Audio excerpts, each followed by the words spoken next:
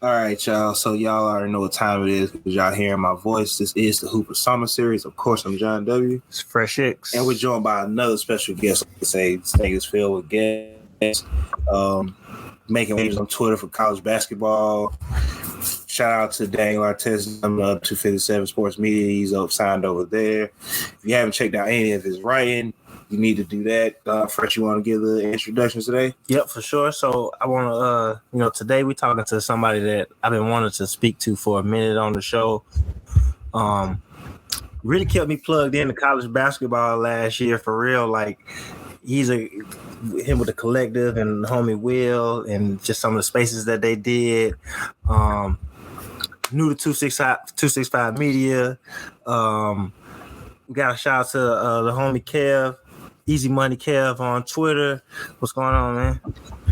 Doing good, man. Enjoying the rest of this summer before it ends. How about y'all? How y'all doing? Yeah, same thing. And trying to enjoy the last couple of weeks of the summer. Get some vacation time. Got a beach trip coming up soon. My son in Jamaica right now, so I'm trying to get like him. I'm jealous, shoot. Right. But man, I want to know what I asked everybody. Like this is we've interacted on Twitter, NBA Twitter, basketball Twitter for a while, but I always ask people like, how did you get like just your start with sports and sports podcasting period? Did you play sports or just like a lover for the game, and how did that lead to you like talking about it? Yeah, it's a combination of both. I only played in high school.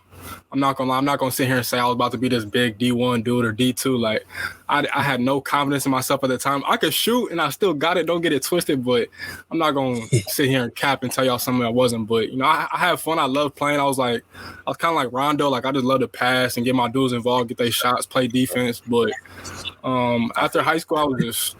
If you talk to me during like lunch, like any of my homies will tell you, we used to just sit and just debate basketball all the time, just talking hoops, talking everything, you know what I'm saying? And I always had a passion for it. So like when I first started podcasting, because that's where I just went first, probably like beginning of 2018, kind of like when podcasts started like jumping a little bit. But I just always enjoyed it, bro. Like you can ask any of my homies, we just always talk basketball, like all the time. Like that was all I did. I'd never play any other sport, and it was just like ball is life for real.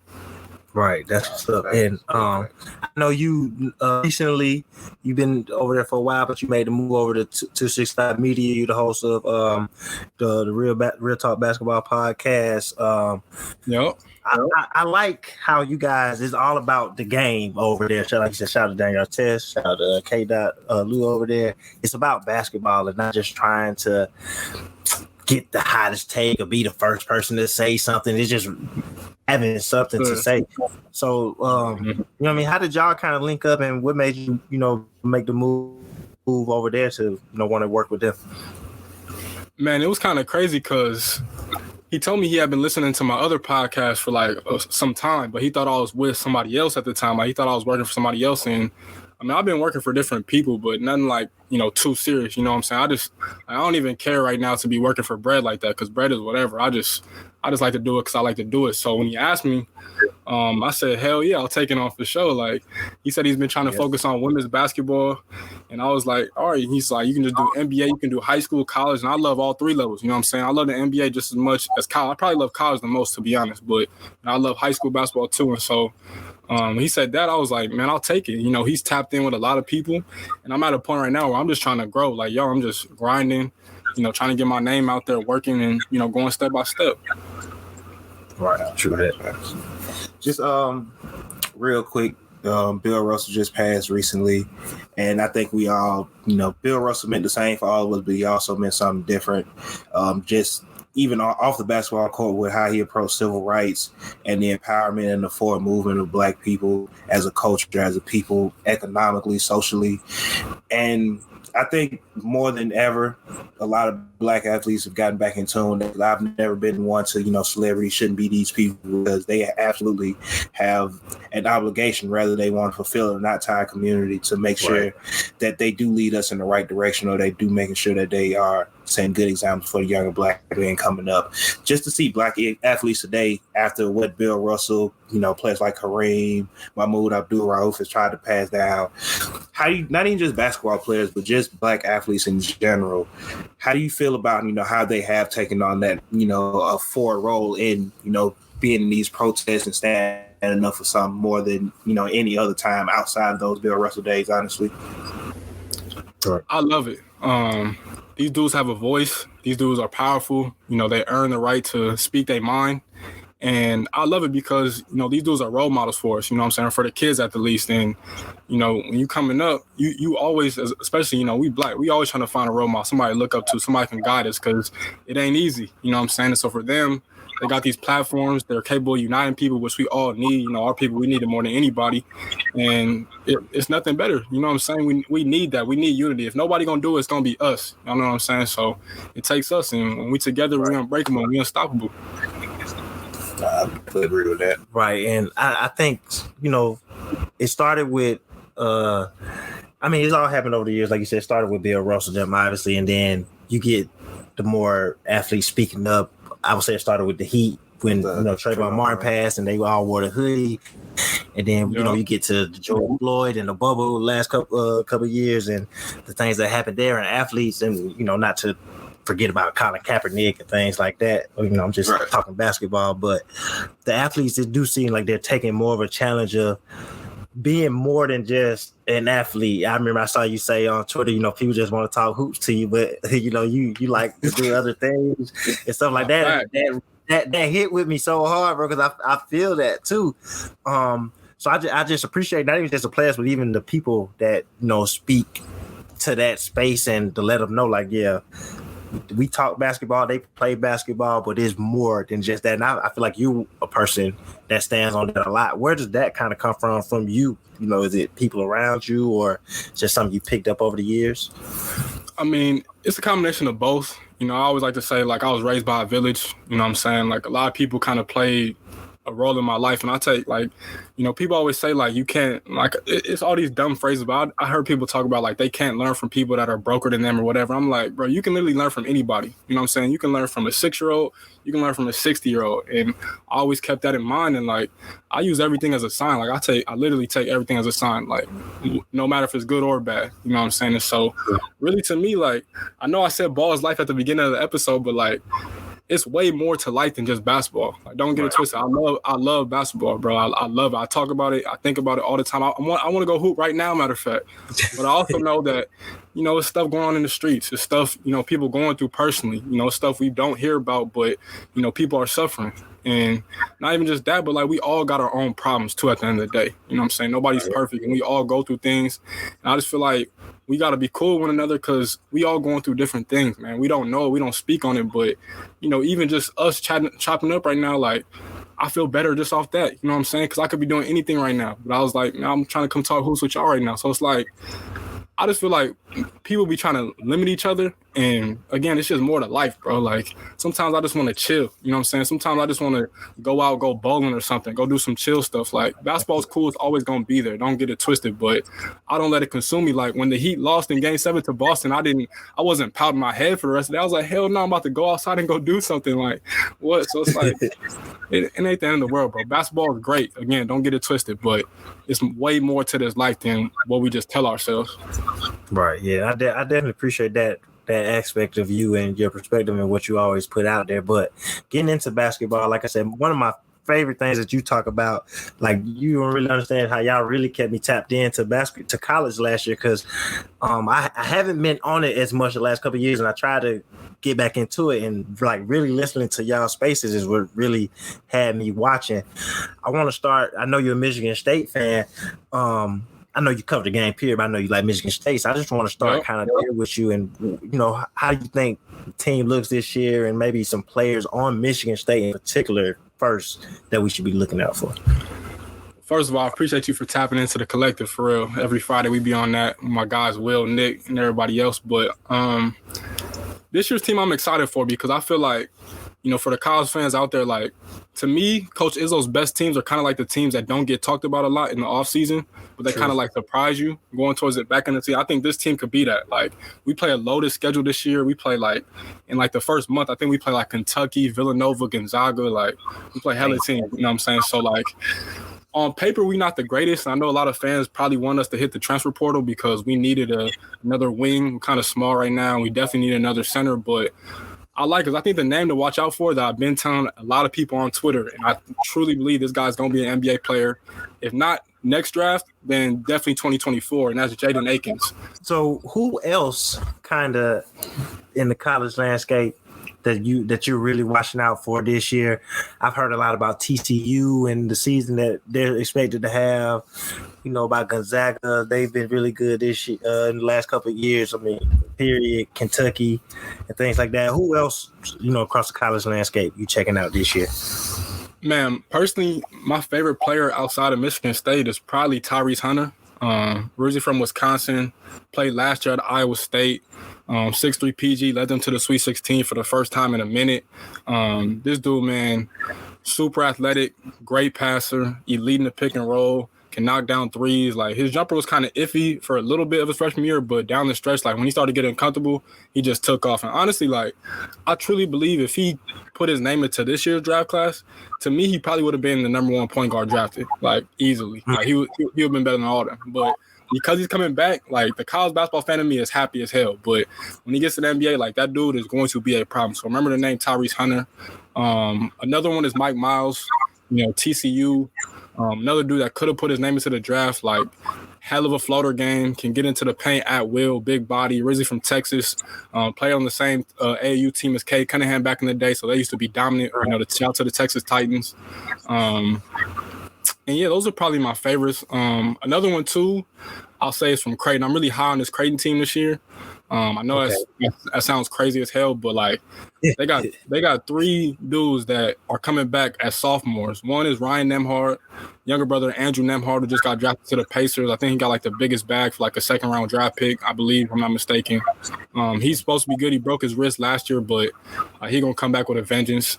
Trey Alexander, another dude I'm high on, from Oklahoma. 6'5" shooting guard, can just knock down shots at a high rate. He had to play point guard because of Ryan Nembhard's injury last year. And then the dude I'm really high on, I think has like the best pro potential, is a dude named Arthur Kaluma. 6'4", can stretch out the floor, mismatch for bigger bigs, can post up smaller dudes. Like, he's like that PJ Tucker mode, you know what I'm saying? That guy that he don't got to really score to impact the game, but when he's scoring, like, he just takes his team to a different level. And I think a lot of NBA teams value that. And when he comes out next year, like, he's going to be a hell of a player. But it's a lot of talent in the college game right now, man. I can go on and on and on, but I'll just give you guys those names for now. Nah, but just real quick, just go back to Michigan State real quick, because Michigan State is one of those programs who have a lot of great players in their history. Just been a great program. Yep. But I don't think they get that same – they don't always get that same level as attention as a Kansas or a Kentucky or Duke or North Carolina. And they've been on par, if not better, with those teams. Obviously, not winning the championship since the Flintstone days. I think a lot of it comes down to a lot of people just don't like Izzo like that for some reason. I don't understand. I think he's cool, like, no bias, but like, to me, like, you mentioned, we had Cassius Winston, Shannon Brown, Jaren Jackson Jr., Draymond Green, Kalen Lucas, Adrian Payne, Derek Nix, Scott Skiles, going way back. Like, we done had so many elite players come out of the program that it's not even funny. Like, of course, not all of them translated that well or great to the NBA like that, but they made the most out of their time in college, and they made the most in their professional careers outside the NBA too. So, like, to me, like, I love it. Honestly, I love being, like, I won't say we're the underdog, but, like, we just get counted out a lot, and it's crazy to me. But, again, I think that's when Izzo, like, is at his best, when he's counted out, when he's denied, when he feel like people are just not showing enough love. And so I can't really tell what it is. I just think it's kind of like, I won't even say disrespect, but I think people just kind of like rub us off because we not, Duke, Kentucky, Kansas, you know what I'm saying? But, we do it our own way, and we don't. I think the biggest thing is too, and I'll finish, is that we are not consistently bringing in like the number one, recruiting class or like the number one player in the country. Like it's a rarity for us. You know what I'm saying? Like getting Xavier Booker was big. Of course, Jaren Jackson Jr. was the most recent like big dude to pop. But like outside of that, like we're not bringing in a whole bunch of 5-star players every season. Like that's a rarity for us. You kind of got to wait your turn sometimes. You know what I'm saying? Like Cassius Winston, damn near the best point guard we've had under Izzo. Like he had to wait his turn. There was a couple other point guards ahead of him. So like it's a processing thing. But everybody falls in love with these one and done dudes, which is cool. But like, I mean, you just look at this past year's draft. You had Johnny Davis sophomore, Benedict Mathurin sophomore, Jaden Ivey sophomore, Keegan Murray sophomore. So like, I mean, I really don't think the NBA is as fascinated as with one and dones anymore like they used to. Fans are, but that's fans. But to me, it's just like, bro, it's a process. Regardless, whatever school you go to, they gonna have their own too. So It is what it is, though. Nah, yeah, facts. Yeah, I can feel you on that. Definitely a developmental program. I remember a thing, like I said, I haven't been as tapped in the last couple of years, but I remember for a while, like every senior from Izzo's class made it to the Final Four. If you made it through your senior year, you were going to see the Final Four. So definitely, like you said, he's one of the all-time great coaches, one of the all-time great programs, a lot of players throughout the league or whatever. Just switching up for a second to the league, to the association. How do you feel about some of the moves that Miami, the Heat, have made? I know you're the Heat is a fan. The Heat is a team you watch. They've been in some of the Donovan Mitchell talks. They were in some of the KD talks. I've even heard some talks like they've considered getting like John Collins and things like that. So how you feel about the offseason that the Heat has had and how close are they to competing for that championship that we know they want? Oh, man. So far it sucked, I guess you could say. Like, it ain't been terrible. Like, because to me, it's like a lot of fans aren't really with the theory about running it back. And I don't really mind it because, like, I'll be honest, losing PJ Tucker is a tough-ass loss. He was great for us this past season. He arguably had his best season of his entire NBA career with us this past year.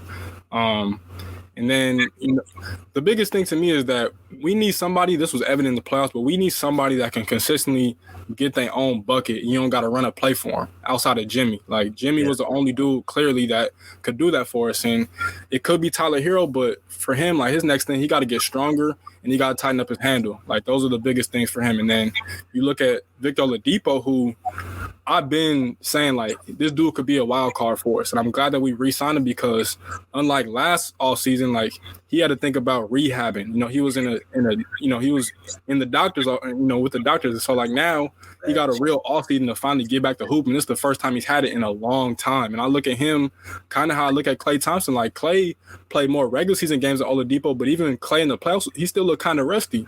And Depot only played like 15 regular season games, and then we threw him right into the playoffs. So, like, his defense was great, but I really think he can get back to being like a really good offensive contributor for us. And so, like, you also got to think, like, I think Bam could get better a little bit. I'm not saying, and it's a big weird thing with Bam and Heat fans because, like, they think he's this dude that's like a walking 25 points and 10 rebounds. And I love Bam, but that's just not him. Like, y'all know, that's just not him. Like, I've been watching him since high school. And I always, honestly, I didn't even think Bam was going to be as good as he is today, if I'm being honest. So, like, anything he does prior or past to what he's doing now, like, I'm rooting for him because, like, he's never been a scorer like that, bro. Like, he's just not a dude that you can just give him the ball and say, go get us a bucket. Like, nah, bro, you got to run things through him. You know what I'm saying? Like, he's a hell of a playmaker. He's one of the best defensive players in the league, but I do think he should be more assertive and aggressive for sure, but he's not like this killer, scorer like that. But the best thing about the Heat right now currently is that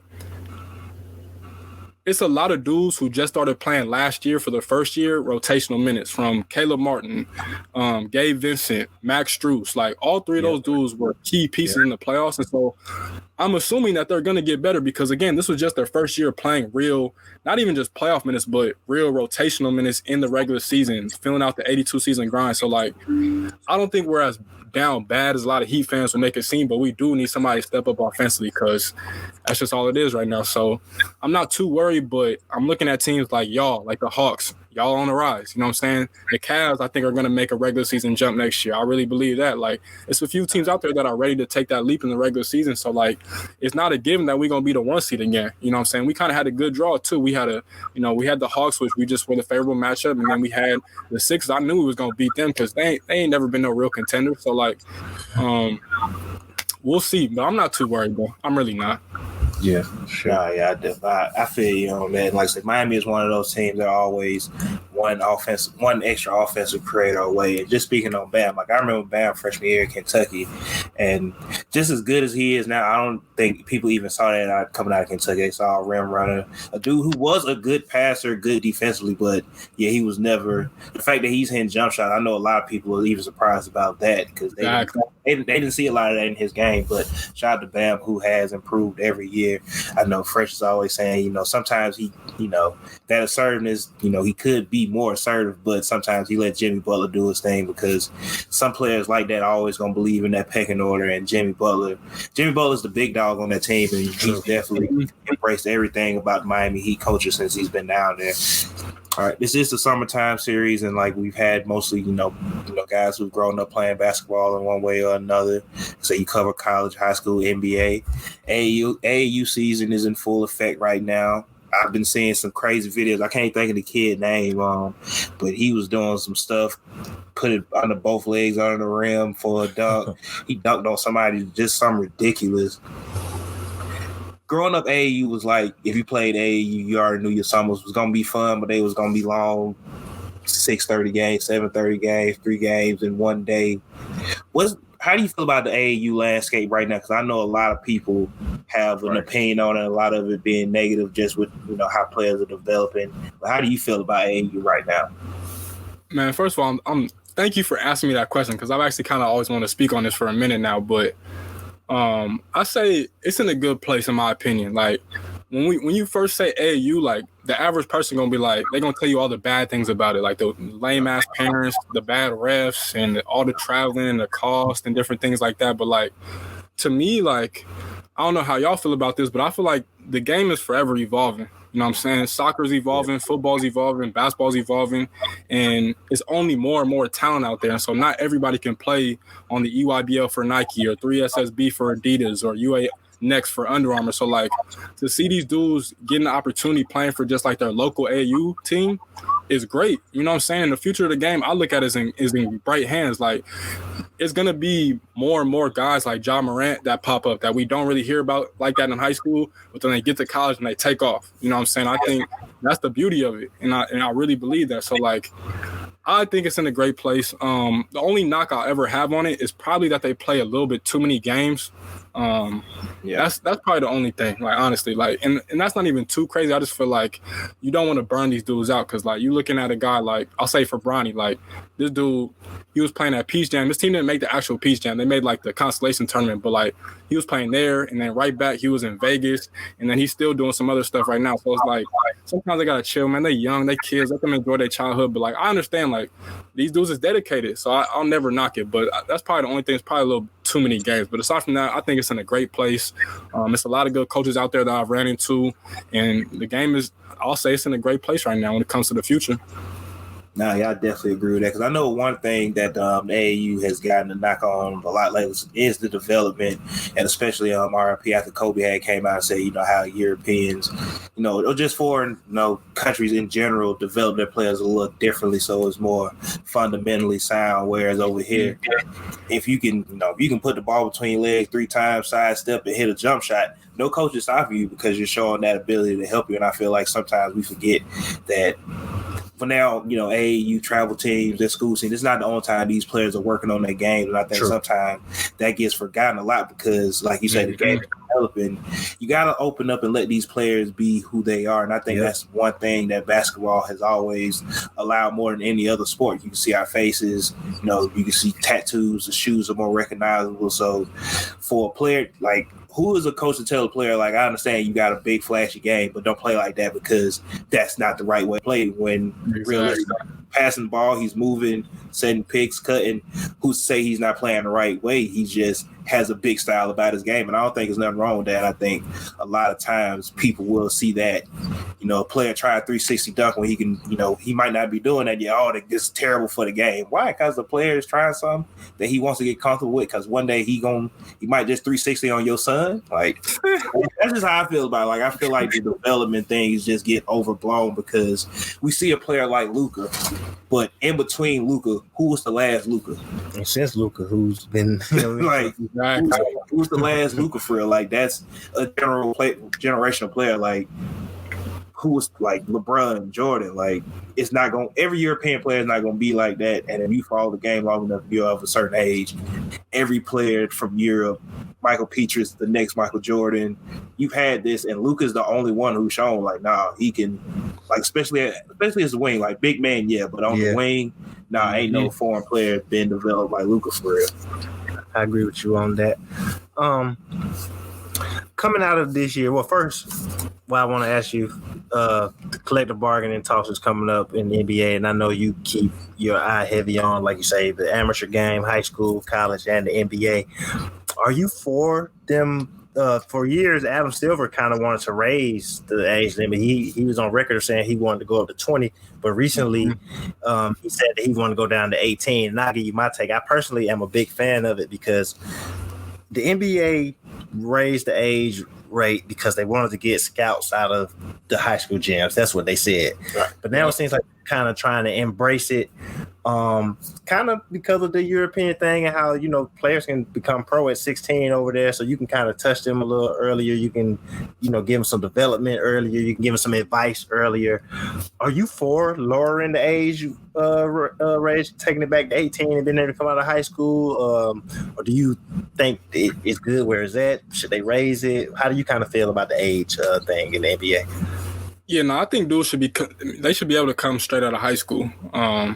Because, if we just being honest, like, first of all, not everybody trying to go to college, bro. Like, if I'm just being real, like, me personally, I know as soon as I graduated from high school, I knew I was not going to college, bro. Like, I told myself I couldn't do it. Like, I just didn't have the patience for it. I was just being real with myself. So, like, I can imagine, like, as a hooper, you probably one of the most busiest athletes on the campus, you know what I'm saying? Trying to balance out school and this and that and all these things. So, like, I'm already knowing how that be. So, like, I just say, like, lower, it's no reason it should have been 1 year removed from high school anyway, like, especially because, like, now, which I'm kind of grateful for, but, like, now you got overtime elite that you can go to spend a year at, don't got to worry about school, and then can just hit the league. Or you can join the G League at night and just go straight to the NBA technically. So, like, I'm glad that they're opening up other paths and routes because before, like, we seen LaMelo Ball, he had to go to Australia, and then he had to come back over. So, like, you don't want that to happen like that. And so I'm glad they did that, but I'm all for, like, just let them go straight out of high school. The only knock I have on it, again, it's the one knock. It's not too big, but just, like,